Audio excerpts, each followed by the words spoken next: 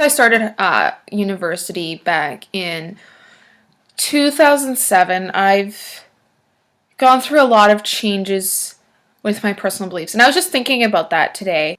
In university, I've been exposed to ideas and I've been exposed to different thought processes and cultures that I never really was exposed to previously. I grew up in a white middle-class family household. I went to a religious private school and I went to a religious function once a week with my family. I was your typical WASP, white Anglo-Saxon Protestant, and I grew up like that. I never challenged anything and I believed everything. That's not necessarily bad, I'm not disparaging that, but it was really interesting going to university for the first time and coming across all these different thought processes, cultures, religions, sexual orientations, identities, etc. And really, it was the first time in my life that I was really exposed to anything. My school was predominantly white. There was a few African Americans and a few First Nation students, but beyond that, I was never really exposed to any cultures, and I never was really exposed to what white people had done to other cultures. So I was just thinking about that today because we're studying post-colonial lit in class, and it's predominantly white people with a few First Nation students and a few East Indian students.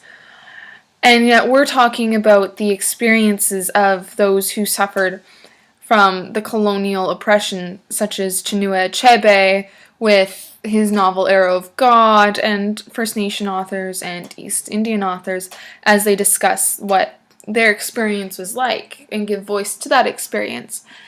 I think it's really important that we study that because then it gives you an idea of what we did as people. And you realize that there's other voices that need to be considered, and it's so easy to ignore those voices and pretend they don't exist. Personally, I've been exposed to so many other thought processes that I never would have been if I hadn't gone to university. If I had gone straight into the workforce, who knows what my personal thoughts concerning other races, other identities would be. I've struggled with identity, if I'm bisexual, if I'm heterosexual, am I homosexual? I've struggled with questions of religion. Do I subscribe to Christianity? Do I subscribe to a different form of Christianity or denomination? Or am I atheist or agnostic? Where do I fall? And then beyond that, who am I in terms of my own identity, my personal identity as Rena, my personal identity as a Canadian, my personal identity as an educated student. And I think it's so easy to forget how privileged I am.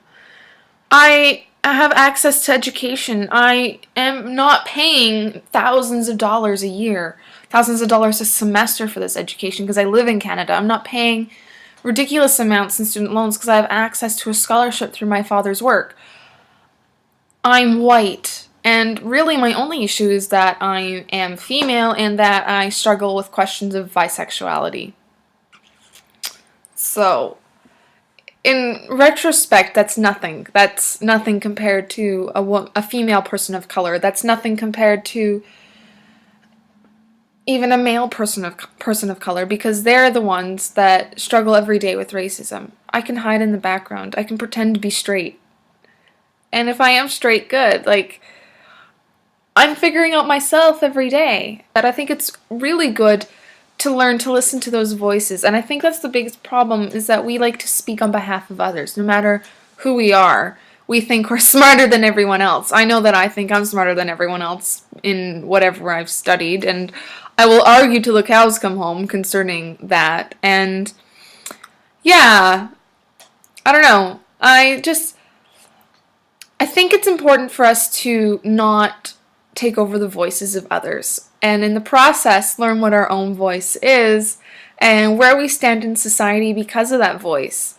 Who are you? What makes you who you are? What makes you act the way you do? Why do you respond to certain situations? Why do you get angry when someone says that certain thing? And I think it's really important if we have an understanding of that. And I think it's good when you realize that you are actually a unique individual. I'm not saying unique as in you're special, but unique as in your makeup cannot be replicated by anyone else. I want to hear what your thoughts are on this. Who are you?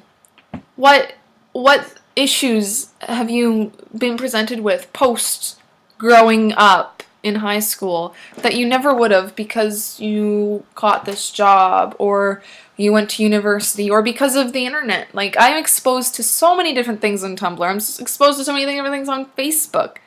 And I think that's good. I think it's good to have community and to have discussion and to explore these topics. So yeah, I want to hear what you think. I want to hear why you think the way you think.